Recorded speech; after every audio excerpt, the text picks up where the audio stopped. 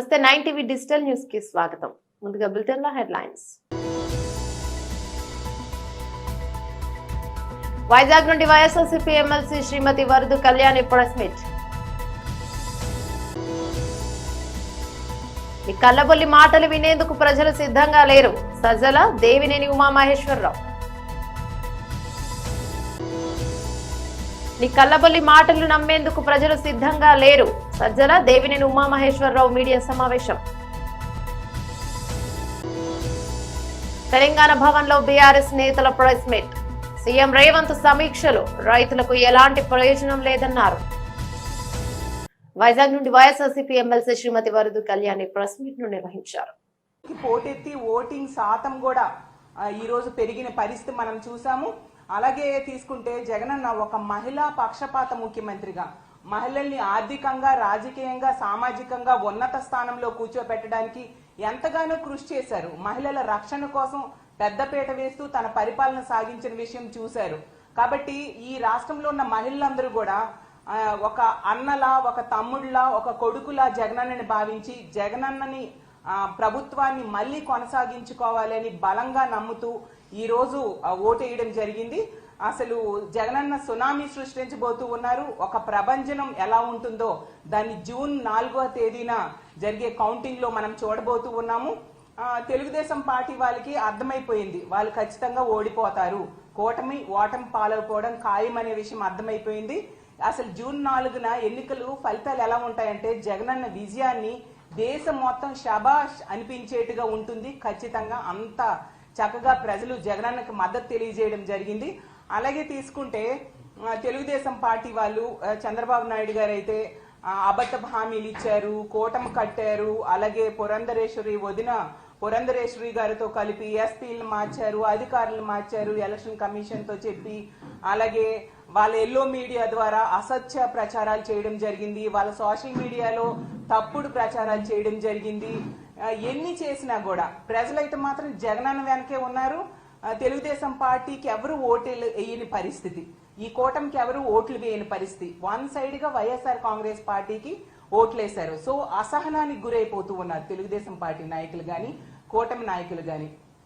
ఒక ఫ్రస్ట్రేషన్, ఎలాగూ కూటమి ఓడిపోతుంది అనే విషయం అర్థమైపోయి ఇన్ని చేసినా కూడా గెలవట్లేదు అనే విషయం కూటమి మనుషులకి, వాళ్ళ కార్యకర్తలకి అర్థమైపోయి దాడులకి పురుగొల్పుతూ ఉన్నారు. అసలు ఎంత ఘోరం అంటే మొన్న చూసాం నర్సీపట్నంలో ఒక మహిళ మీద దాడి చేయడం, అలాగే కృష్ణా జిల్లాలో, అలాగే పల్నాడు జిల్లాలో. అంటే ఇలాంటి దాడులకి పురుగొల్పుతూ వాళ్ళ అక్కసని, వాళ్ళ బాధని ప్రజల మీద, అంటే వైఎస్ఆర్ కాంగ్రెస్ పార్టీకి సపోర్ట్ చేసిన ప్రజల మీద తీర్చుకుంటూ ఉన్నారు. అసలు ఇది చాలా దారుణం. దీన్ని మేము తీవ్రంగా ఖండిస్తూ ఉన్నాం. అసలు మనం ప్రజాస్వామ్య దేశంలో ఉన్నామా లేదా అన్నట్టుగా వీళ్ళ ప్రవర్తన ఉంది. వాళ్ళు అధికారులు మార్చుకున్నారు, వాళ్ళ సపోర్ట్ తో ఎన్నో దౌర్జన్యాలు గురి చేయడం జరిగింది. అంటే ఇప్పుడు అంటే ఎలక్షన్ కోడ్ ఉంది, ఎన్నికల కమిషన్ అధికారంలో ఉంది. కాబట్టి ఈ టైంలో ఏమైనా చేసేద్దాం, ప్రజల మీద ఏ దాడులైనా చేసేద్దాం అన్నట్టుగా తెలుగుదేశం పార్టీ వాళ్ళు చేస్తూ ఉన్నారు. దీన్ని ప్రజలు చూస్తూ ఊరుకోరు అనే విషయం గమనించాల్సిందిగా కోరుతున్నాను. మీరు అప్పుడు కళ్ళబొల్లి మాటలు వినేందుకు ప్రజలు సిద్ధంగా లేరని సజ్జల దేవినేని ఉమామహేశ్వరరావు మీడియా సమావేశాన్ని నిర్వహించారు. అందరికీ నమస్కారం. అపద్ధర్మ ముఖ్యమంత్రి జగన్మోహన్ రెడ్డి నిన్న ఐపాక్ సమావేశంలో వ్యాఖ్యలు వైసీపీ కార్యకర్తలకు కానీ, నాయకులకు కానీ కాన్ఫిడెన్స్ ఇవ్వాల. పొద్దున్నే గోబెల్స్, ఆంధ్ర గోబెల్స్ సజ్జల రామకృష్ణారెడ్డి ప్రజల ముందుకు వచ్చాడు, మీడియా ముందుకు వచ్చాడు.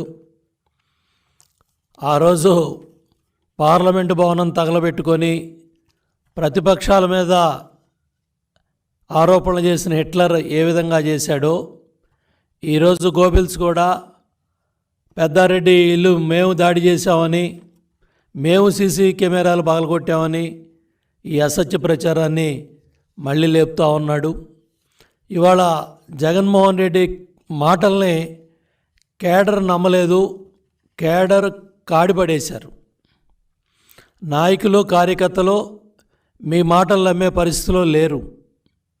ఒక చిన్న ఉదాహరణ, ఆర్టీఏ చిత్తూరు, మీ పిఎల్ఆర్ ప్రాజెక్ట్స్, వెహికల్ నెంబర్ కూడా చెప్తాను, సజ్జల జగన్మోహన్ రెడ్డి.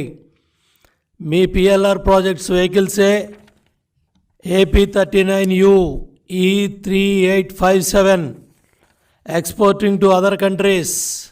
అంటే మీ పెద్దిరెడ్డి కంపెనీలు, పిఎల్ఆర్ కంపెనీలు, మీ వెహికల్స్ అన్నీ కూడా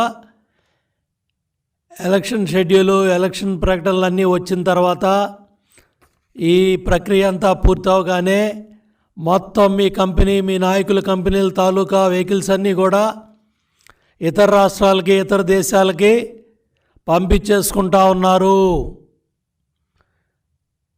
ముఖ్యమంత్రి ఏమో లండన్ పోతా ఉన్నాడు, పిఎల్ఆర్ కంపెనీ వెహికల్స్ ఏమో బయట రాష్ట్రాలకి, బయట దేశాలకి ఎక్స్పోర్ట్ అయిపోతూ ఉన్నాయి.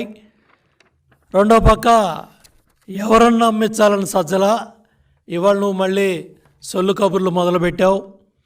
ఇవాళ కేఏ పాల్ కాన్ఫిడెన్స్ లెవెల్ ఏ స్థాయిలో ఉందో జగన్మోహన్ రెడ్డి కాన్ఫిడెన్స్ లెవెల్ కూడా అదే స్థాయిలో నిన్న ఉంది. కేఏ పాల్ కాన్ఫిడెన్స్ లెవెల్కి, జగన్మోహన్ రెడ్డి కాన్ఫిడెన్స్ లెవెల్కి నిన్న సోషల్ మీడియాలో ట్రోలింగ్సే అర్థమవుతూ ఉన్నాయి. కాబట్టి పిచ్చి ప్రేలాపనలు మానేయండి. ల్యాండ్ టైటిలింగ్ యాక్ట్ మీ పుట్టి ముంచింది. మీ ప్రచార పిచ్చి, మీ ఫోటోలు పిచ్చి, మీరు తాత ముత్తాతలు ఇచ్చిన భూములను కూడా కొట్టేయాలని, దోచుకోవాలని మీరు చేసిన చట్టాలే మీ ప్రభుత్వానికి ఉరితాళ్ళైనాయి. ఇవాళ పెద్ద ఎత్తున ప్రజల్లో తిరుగుబాటు వచ్చింది. ఆ తిరుగుబాటు ఫలితమే జన సునామీ. ఆ జన సునామీ దెబ్బకే మీకు గంగుర్లు ఎత్తుతూ ఉన్నాయి. రోజుకొకళ్ళు వచ్చి మీడియా ముందుకి మాట్లాడుతూ ఉన్నారు. నేను అడుగుతూ ఉన్నా, మొదటి క్యాబినెట్లో కానీ, రెండో క్యాబినెట్లో కానీ 40 మంది మంత్రులు ఒక్కడ కూడా ధైర్యంగా మీడియా ముందుకు వచ్చి మేం గెలుస్తామని మాట్లాడట్లేదు. 40 మంది మంత్రులు ఓడిపోతున్నారు. 5 ఏళ్ల పరిపాలనలో మీ మంత్రులు ఎవరైతే ఉన్నారో మొదటి క్యాబినెట్లో, రెండో క్యాబినెట్లో మంత్రులు ఎవడో కూడా మీడియా ముందుకు రావట్లా. మొత్తం ఎత్తిపోతున్నారు, మొత్తం ఓడిపోతున్నారు. ఇవాళ పెద్ద ఎత్తున ప్రతిపక్ష హోదా కూడా దక్కదని తెలంగాణ భవన్లో బీఆర్ఎస్ నేతల ప్రెస్ మీట్ నిర్వహించారు. మనం పత్రికల్లో అనేక సందర్భాల్లో వార్తలు చూస్తూ ఉన్నాం. రైతాంగం అధికారుల కాళ్ళ మీద పడడం, అక్కడ ఉన్నటువంటి వ్యవస్థల మీద కాళ్ళు పట్టుకొని మా పంట కొనండి సారు అని ఇవాళ మోకరిల్లుతున్నటువంటి ఒక దుర్వ్యవస్థను ఇవాళ తెలంగాణ ప్రాంతంలో చూస్తూ ఉన్నాం. ఒకవైపేమో ధాన్యం అంతా తడిచిపోతూ ఉంది. ధాన్యం తడిచిపోయిన నీళ్ళలో ధాన్యం తేలుతూ ఉంటే ప్రభుత్వానికి పట్టింపు లేదు. ప్రభుత్వం తడిచిన ధాన్యం కొనండి అని ఆదేశాలు మాత్రం పత్రికల్లో వస్తూ ఉన్నాయి, కానీ ఆచరణలో ఎక్కడ కూడా సరైనటువంటి రీతిలో అధికార స్పందన లేదనేటువంటి మాట వాస్తవం. ఇటువంటి స్థితిలో రైతాంగానికి అండగా ఉండాలని, రైతాంగానికి ధైర్యం ఇవ్వాలని, రైతాంగం పట్ల మా అధినేత కేసీఆర్ గారి కాలంలో ఇచ్చినటువంటి అనేక సంక్షేమ పథకాలు దూరమైపోతున్నటువంటి భావన నుండి రైతాంగాన్ని పోరాటం వైపు మళ్లించడానికి మా అధినేత కేసీఆర్ పిలుపు మేరకు తెలంగాణ రైతాంగం అంతా కూడా గత 2 రోజులుగా పెద్ద ఎత్తున రోడ్ల మీదకి వచ్చేటువంటి పరిస్థితి వచ్చింది. అనేక ప్రాంతాల్లో పెద్ద ఎత్తున ధర్నాలు జరిగినాయి.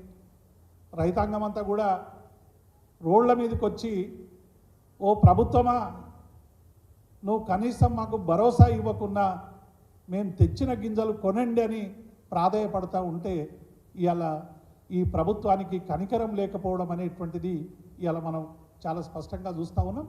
అందుకే మేము ఈ ప్రభుత్వాన్ని డిమాండ్ చేస్తూ ఉన్నాం, వెంటనే మీరు ధాన్యాన్ని అన్నీ కొనండి.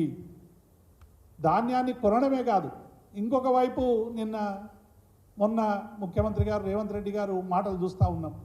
మనం అనేక అడ్వర్టైజ్మెంట్లు చూస్తుంటాం. కార్పొరేట్ కంపెనీలే కానీ, లేకుంటే మిగతా కంపెనీల అడ్వర్టైజ్మెంట్లు చూస్తాం 50% ఆఫ్ అని పెడతారు. చిన్నగా ఎక్కడనో కండిషన్ అప్లై అని పెడతారు. ఇవాళ ప్రభుత్వ పరిస్థితి కూడా కండిషన్ అప్లైకి వచ్చింది. ఇవాళ ఏమైంది, తెలంగాణలో 500 బోనస్ ఇస్తామన్నటువంటి ప్రభుత్వం ఎగవేసింది. ఎగవేయడమే కాకుండా ఇవాళ ఇంకొక చిలుక పలుకులు పలుకుతూ ఉన్నది, సన్న వడ్లకు మాత్రమే, మేము సన్నాలకు మాత్రమే బోనస్ ఇస్తామని చెప్తా ఉన్నారు. తెలంగాణ రైతాంగానికి కానీ తెలంగాణ ప్రజలకు కానీ తెలుసు తెలంగాణలో పండే పంట ఏందని. 100% రైతాంగం సన్నవడ్లు వేయరు, కేవలం ఒక 20% మాత్రమే తెలంగాణలో సన్నాలు పండించేటువంటి పరిస్థితి. ఎందుకంటే సన్నాలు పండించడం వల్ల రైతాంగానికి అధిక పెట్టుబడి ఒకవైపు, దిగుబడి తక్కువ వస్తుంది అనేటువంటి ఒక దాంతో ఇవాళ ఎవ్వరు కూడా ఆ వైపు పోతలేరు. గతంలో ఒకసారి కేసీఆర్ గారు ఇదే మాట అంటే మరి వడ్లు కొనము, మేము దొడ్డు వడ్లు కొనమని ఆ రోజు కేంద్రం ఎత్తేస్తే సన్నవడ్లు పెట్టాల్సుకున్నటువంటి దురవస్థ వస్తుందేమో తెలంగాణ కంటే. అప్పుడు వీళ్ళందరూ రైతు ఇబ్బందులను ప్రభుత్వం పట్టించుకోవడం లేదని సిర్పూర్ ఎమ్మెల్యే డాక్టర్ శ్రీ పాల్వాయి హరీష్ బాబు ధ్వజమెత్తారు. సీఎం రేవంత్ సమీక్షలు రైతులకు ఎలాంటి ప్రయోజనం లేదన్నారు. అధికారుల పనితీరు దళారుల వ్యాపారాన్ని ప్రోత్సహిస్తోందని ఆగ్రహించారు.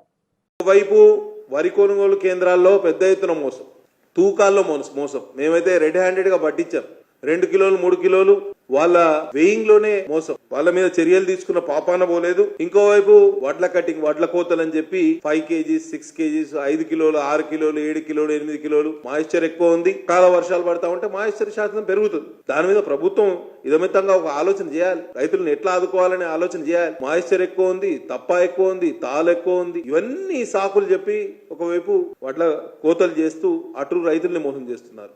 ఇటేమో రైతులు ఆందోళన, ఎంత ఆందోళన అంటే ఇవాళ కల్లాల్లో ధాన్యపు రాశులు ఎక్కడికక్కడ ఉన్నాయి. టార్పాలిన్ల సప్లై లేదు, గనీ బ్యాగ్స్ లేవు. ఎక్కడ లారీలు లోడ్ అయితే ఇవాళ లోడ్ చేసి రైస్ మిల్కి వెళ్ళి అన్లోడ్ చేసుకొని మళ్ళీ వచ్చిన తర్వాత లోడింగ్ ఒక్కొక్క కల్లాని దగ్గర. అంటే ఒక ఆర్టిఫిషియల్ షార్టేజ్ ఆఫ్ లారీస్ అని, షార్టేజ్ ఆఫ్ గనీ బ్యాగ్స్ అని సాకులు వెతుకుతున్నారు. అటు రైస్ మిల్లర్లు, సివిల్ సప్లైస్ అధికారులు ఏం చేస్తున్నారంటే వీళ్ళంతా బయట వీళ్ళు దళారులకు, ప్రైవేట్ వ్యాపారస్తులకు అమ్ముకోవాలి. ఇవాళ ఎంఎస్పీ ఎంత ఉంది? గ్రేడ్ ఏ రకానికి 2203 రూపాయలు, కామన్ రకానికి 2183 రూపాయలు. బయట దళారు వ్యాపారస్తులు 1900, 1850, 1800 రూపాయలు దానికి కొంటున్నారు. పూర్తిగా ఒక సిస్టమాటిక్ అప్రోచ్ తోటి, ఒక కుట్రపూరితంగా అధికారులు వ్యవహరిస్తున్నారు. దాని మీద ప్రభుత్వ ఆజమాయిషి ఏ మాత్రం కూడా లేదు. పాలనా యంత్రాంగానికి అసలు పట్టే లేదు. ఒకవైపు వ్యవసాయ అధికారులు, ఇంకోవైపు సివిల్ సప్లైస్ అధికారులు, జిల్లా రెవెన్యూ యంత్రాంగం అందరూ కూడా పార్లమెంట్ ఎన్నికల్లో బిజీ అని చెప్పడం. ఎప్పుడు ఫోన్ చేసినా గత 15 రోజులుగా రైతులు ఇబ్బంది పడతా ఉంటే ఎవరికి ఫోన్ చేసినా మేము ఎలక్షన్ తర్వాత ఇదే దాటవేసే ధోరణి. దాంతో రైతులు చాలా ఇబ్బందులు పడ్డారు. కనీసం ఎన్నికలు ముగిసి వాటికి 4-5 రోజులు అయింది. ఎటువంటి చర్యలు తీసుకోలేదండి. ముఖ్యమంత్రి గారు సమీక్ష పెడుతున్నారు కానీ దాని పర్యవసానం కానివ్వండి, దానివల్ల అడ్వాంటేజ్ కానీ రైతులకు ఏమాత్రం కూడా లేదు. మీరు ఆలోచన చేయండి. కాంగ్రెస్ ప్రభుత్వం కానీ మంత్రులు కానీ ఎన్నికల టైంలో ప్రచార నిమిత్తం, ప్రచారం కోసం చాలా బిజీ అయిపోయారు. ఇప్పుడు ఎన్నికలు అయిపోయిన తర్వాత చాలా మంది విహారయాత్రలు పోతున్నారు మంత్రులందరూ. మధ్యలో రైతులను పట్టించుకునే వాళ్ళు ఎవరున్నారండి? నాకు అర్థం కాదు. ఒక్కసారి మీరు చూడండి, నిన్నటి మొన్నటి వర్షానికి రైతులు ఎంత ఇబ్బంది పడ్డారు అనే ఆలోచన చేస్తే వాళ్ళ గోస వర్ణనాతీతం. ఇవాళ చూడండి, మా జిల్లాల్లో నిన్నటి వర్షానికి ఈ రైతులు కల్లాల్లో ధాన్యం ఆరబెట్టుకునే పరిస్థితి. మహిళలందరూ ఇవాళ ధాన్యపు రాశులను ఆరుబయట వేసి ఎండబెట్టే కార్యక్రమం, తడిచిన ధాన్యాన్ని మళ్ళీ సేకరించే కార్యక్రమం. ఒకవైపు కింద టార్పాలిన్ వేసి రాశిగా పోసి దాని మీద ఇంకో టార్పాలిన్ వేసి వాటిని కాపాడుకునే ప్రయత్నం. ఎందుకంటే వాళ్ళు 6 కాలం శ్రమిస్తే కానీ ఇవాళ ఈ ధాన్యం పండలేదు కాబట్టి వారికి దాని మీద ఉన్న మమకారం. ఇంకొకటి మీరు చూడండి, వరి పొలంలో రైతు కింద మొత్తం తడి ఉంది, కింద మొత్తం పదన ఉంది, మాయిశ్చర్ ఉంది, మధ్యలో టార్పాలిన్ వేసి ఇంకో టార్పాలిన్ మీద ధాన్యపు రాశి పోసి దాని మీద మళ్ళీ టార్పాలిన్ కప్పాల్సిన పరిస్థితి. ఇది shear negligence of state government అండి. చూడండి ఎంత ఇబ్బంది పడుతున్నారు వీళ్ళు. సమీక్షలు ఎక్కడ చేస్తున్నారు? దీని సమీక్షల పర్యవసానం ఏముంది? సమీక్షల వల్ల ఎవరికి లాభం జరుగుతుంది అనేది ఒకసారి మీరు ఆలోచన చేయాలి. మేడిగడ్డ ప్రాజెక్టు రక్షణ పనులు ప్రారంభమయ్యాయి. వర్షాకాలంలో బరాజ్ వద్ద చేపట్టాల్సిన రక్షణ చర్యలపై నేషనల్ డ్యామ్ సేఫ్టీ అథారిటీ నిపుణుల కమిటీ చేసిన సిఫారసుల మేరకు ఎలాంటి టీం పనులను ప్రారంభించింది. వరద ప్రవాహాలకు అడ్డంకులు లేకుండా చూడాలని, గేట్లను తెరిచి ఉంచాలని, ప్రవాహానికి ఆటంకం కలిగించే ఇసుక మేటలు, రాళ్లను తొలగించాలని నేషనల్ డ్యామ్ సేఫ్టీ అథారిటీ సూచించింది. డ్యామ్ సేఫ్టీ అథారిటీ సూచనల మేరకు వెంటనే పనులను చేపట్టాలని ఎలాంటి టీం సంస్థకి ఇరిగేషన్ శాఖ ఆదేశాలను జారీ చేసింది. ఈ క్రమంలో మేడిగడ్డ బ్లాక్ 7 లోని 8 గేట్లను ఎత్తివేసేందుకు పనులు ప్రారంభమయ్యాయి. 8 గేట్లలో ఒక గేటును ఇప్పటికే ఎత్తిపెట్టారు. ఇక 2 గేట్లు మినహా మిగిలిన గేట్లను సాంకేతిక ఇబ్బందులు లేకుండానే ఎత్తే అవకాశం ఉందని ఎల్ఎండ్టీ అధికారులు తెలిపారు. పగుళ్లు ఏర్పడిన 20వ పిల్లర్, దాని పక్కన ఉన్న పిల్లర్ గేట్లను ఎత్తడంలోని జాగ్రత్తలు తీసుకోవాల్సి ఉందని వారు అభిప్రాయపడుతున్నారు. భారత క్రికెట్ సీనియర్ పురుషుల జట్టు హెడ్ కోచ్ పోస్టుకు భారత క్రికెట్ నియంత్రణ మండలి బీసీసీఐ ఇటీవల దరఖాస్తుని ఆహ్వానించిన విషయం తెలిసిందే. ఈ మేరకు గత సోమవారం ఒక ప్రకటన కూడా విడుదల చేసింది. ప్రస్తుతం టీమిండియా కోచ్ గా ఉన్న రాహుల్ ద్రావిడ్ పదవీ కాలం 2024 T20 వరల్డ్ కు ముగుస్తోంది. అంటే జూన్ చివరి నాటికి ద్రావిడ్ కోచ్ గా వైదొలుగుతారు. అందుకే కొత్త కోచ్ కోసం బీసీసీఐ దరఖాస్తులను ఆహ్వానిస్తోంది. ఈ క్రమంలో ఇప్పుడు కోచ్ రేస్ లో కొత్త పేరు తెరపైకి వచ్చింది. అతడు మరెవరో కాదు, భారత జట్టు మాజీ ఆటగాడు, ప్రస్తుత ఐపీఎల్ లో కోల్కతా నైట్ రైడర్స్ కేకేఆర్ కు మెంటర్ గా వ్యవహరిస్తున్న గౌతమ్ గంభీర్. గంభీర్ టీమిండియాకు తదుపరి హెడ్ కోచ్ గా రాబోతున్నాడా అంటే అవుననే సమాధానం వినిపిస్తోంది. బీసీసీఐ సైతం రాహుల్ ద్రావిడ్ వారసత్వాన్ని గౌతికి అప్పగించింది. సిద్ధంగా ఉన్నట్లు బోర్డు వర్గాల సమాచారం. ఇదే విషయంపై గంభీర్తో బీసీసీఐ ప్రతినిధి ఒకరు చర్చలు జరిపినట్లు తెలుస్తోంది. అలాగే అతడిని కోచ్ పదవికి దరఖాస్తు చేసే విధంగా మంతనాలు జరిపినట్లు విశ్వసనీయ వర్గాల సమాచారం. ఇక మెన్ ఇన్ బ్లూ కు హెడ్ కోచ్ రేస్ లో ఫ్లెమింగ్, లాంగర్ మరియు పాటింగ్ నెహ్రా ఉన్నారని వార్తలు వినిపిస్తున్నాయి. భారత్ గెలిచిన 2 ఐసీసీ ట్రోఫీ 2007, 2011లలో భాగమైన గౌతమ్ గంభీర్ కు ఇప్పటిదాకా కోచ్ గా పనిచేస్తున్న అనుభవం లేదు. ఇక ఐపీఎల్ లో అతడు 2022, 23 సీజన్లలో లక్నో సూపర్ జైంట్స్ కు మెంటర్ గా వ్యవహరించి ఈ సీజన్ లో ఆ బాధ్యతను కేకేఆర్ కు నిర్వహిస్తున్నాడు.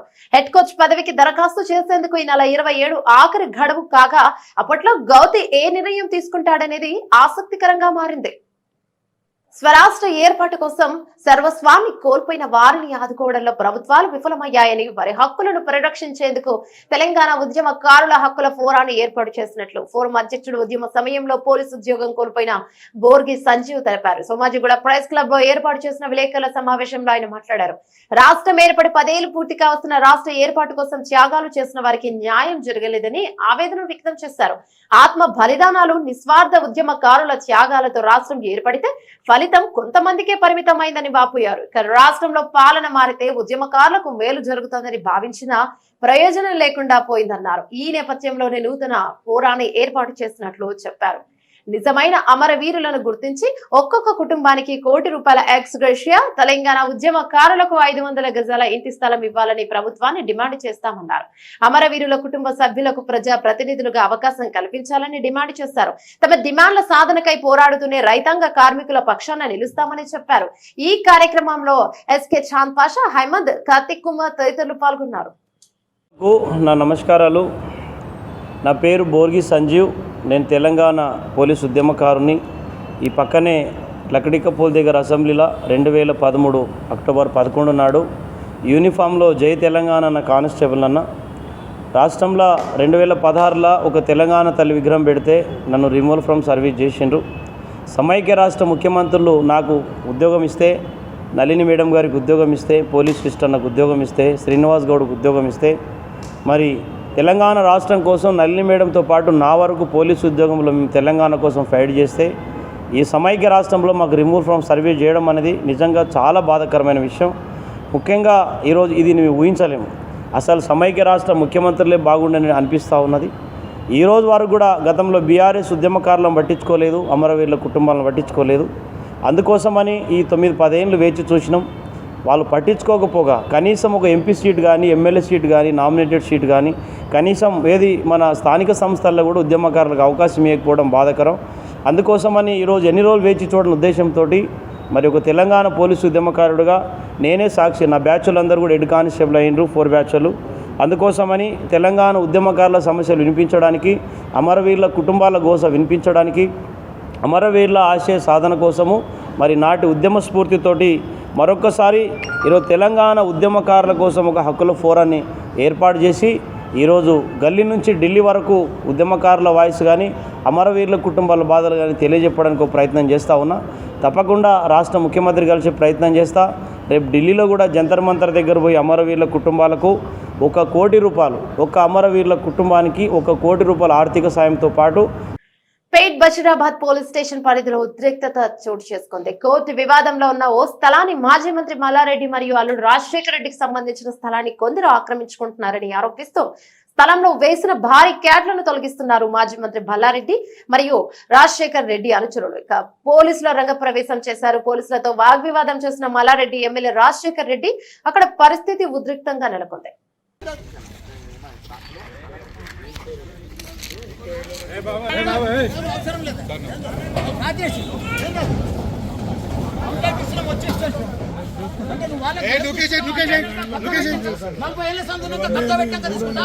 ఏం చూసుకుంటావు? ఇద్దరు ఎమ్మెల్యేలు చూడాలి. వాళ్ళ జాగ్రత్త ఇది, వాళ్ళ జాగ్రత్త ఏం చూస్తావు చెప్పు. వాడు ఏం చూస్తావు? ఏమంటలేదు పొద్దున్నే ఫోన్ చేసి 100 మంది గుండాలు వచ్చారు. ప్రాణాలు తీసేందుకు వచ్చి జాబ్ కోసం ఏం చూస్తావు చెప్పు. ఏం చేస్తావు? నేను సిపి గారితో పోతాను. నువ్వు నా మీద రాపించుకోపోయాం. మా జాగ్రత్త వాడు వచ్చి కబ్జా పెడతాడు. మా జాగ్రత్త కబ్జా పెడతాడు. దానికోసం ఏం చేస్తావు చెప్పు. ఇప్పుడు దీనికోసం దీన్ని ఏం చేస్తావు చెప్పు.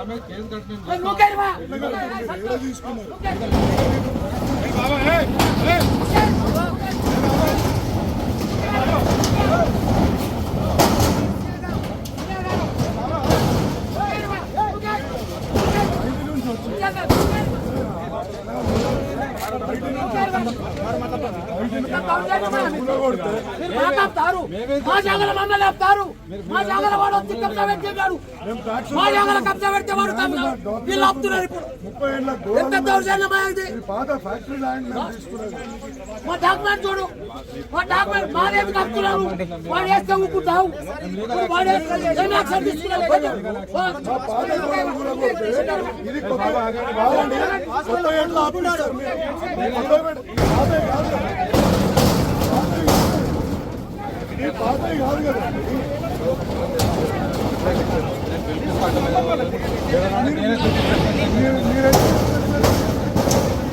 కాదు సార్, ఇప్పుడు ఇన్ని కూడా కొట్టినారు. వచ్చి రాత్రి కబ్జా పెడతారు. మా జాగా పద్ధతి కబ్జా పెడతారు. రేకులు వేస్తే కూర్చుంటావు. ఏం డ్యామేజ్ చేస్తావు? బులెటిన్ ముగించే ముందు హెడ్లైన్స్ మరోసారి. వైజాగ్ నుండి వైఎస్ఆర్సీపీ ఎమ్మెల్సీ శ్రీమతి వరదు కళ్యాణి ప్రెస్ మీట్. ఈ కల్లబొల్లి మాటలు వినేందుకు ప్రజలు సిద్ధంగా లేరు. సజ్జల దేవినేని ఉమామహేశ్వరరావు. నీ కల్లబొల్లి మాటలు నమ్మేందుకు ప్రజలు సిద్ధంగా లేరు. సజ్జల దేవినేని ఉమామహేశ్వరరావు మీడియా సమావేశం. తెలంగాణ భవన్ లో బీఆర్ఎస్ నేతల ప్రెస్ మీట్. సీఎం రేవంత్ సమీక్షలు. రైతులకు ఎలాంటి ప్రయోజనం లేదన్నారు. ఇవి బులెటిన్లోని అప్డేట్స్. మరో బులెటిన్లో మళ్ళీ కలుసుకుందాం. అంతవరకు సెలవు. నమస్తే.